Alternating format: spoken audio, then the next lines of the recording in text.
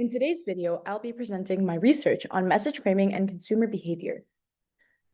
My central question was, does the way a product is framed, positively or negatively, change how likely people are to buy it? And does this effect look different when we're talking about healthy, long-term products, what I call virtue products, versus indulgent, short-term ones, which are vice products? So essentially, can the same wording convince us differently depending on whether it's a protein bar or a brownie? To understand why this matters, we need to look at the bigger picture. In today's digital age, consumers are bombarded with ads every single day on Instagram stories, YouTube pre-rolls, billboards, influencer posts, and even emails. With so much competition for attention, even small differences in wording can make or break whether someone pauses and considers a product. This is where message framing comes in. Positive framing highlights benefits. For example, boost your performance with clean and powerful ingredients. On the other hand, negative framing focuses on costs. For example, avoid artificial additives that slow you down. At first glance, these two sentences are saying nearly the same thing, but behavioral psychology shows that people respond very differently depending on which frames they see. Now, not all products are the same.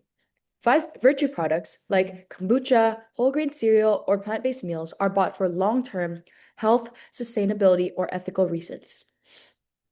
Vice products like brownies, soda, fried chicken are bought for instant gratification, but often bring long-term guilt or health costs. What's surprising is that many companies still use the same message framing approach for both categories, even though consumers clearly buy them for different reasons, and that's the gap that my research will explore. So why does this matter for businesses?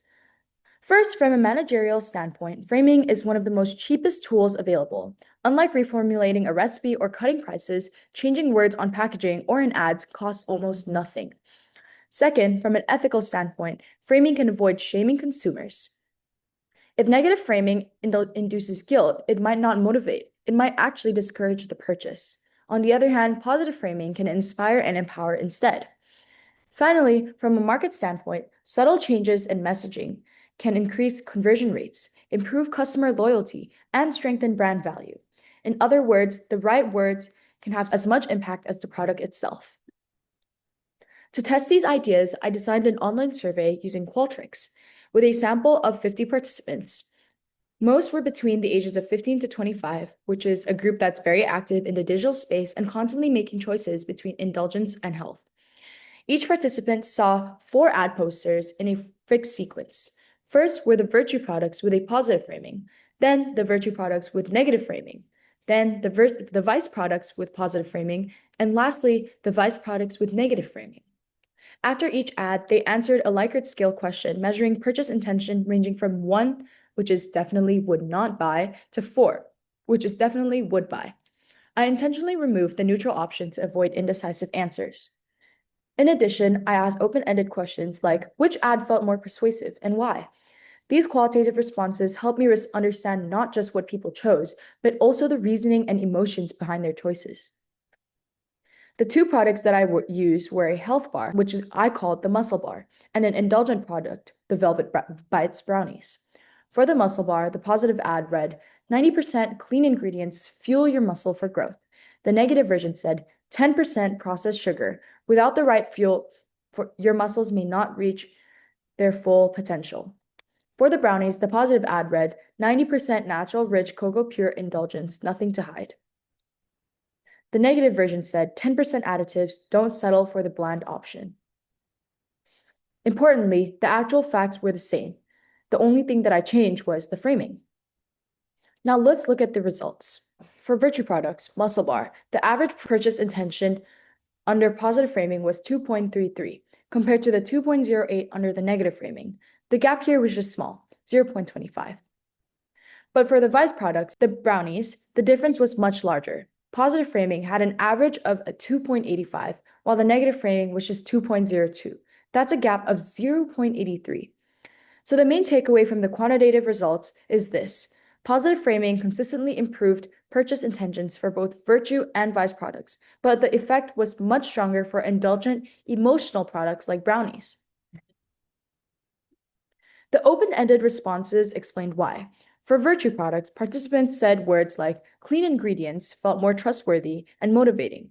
They also mentioned seeing a bigger number 90% felt more persuasive than a smaller number, like only 10%. Negative words like processed sugar made them feel guilty or pressured, which decreased the appeal for the product. For Vice products, people responded strongly to sensory words like natural, rich cocoa. These made the product sound premium and indulgent.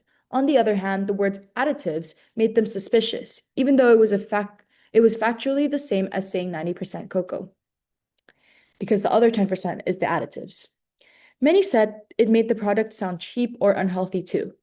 So overall, positive framing built desire, while negative framing created barriers. In conclusion, positive framing consistently boosted purchase intentions, especially for Vice products, where indulgence and emotion drive decisions. Virtue products also benefited through the effect, but it was smaller. Negative framing, on the other hand, often backfired. It created guilt, suspicion, or even distrust. What does this mean for businesses and marketing? It shows that marketers should move beyond generic one-size-fits-all messaging. Instead, they should tailor their framing to product type. Indulgent products, positive benefited-oriented messages like highlighting richness, enjoyment, or premium quality are especially powerful. For health-oriented products, positive framing still helps, but the effect is more modest, meaning other factors like credibility or health claims may matter more.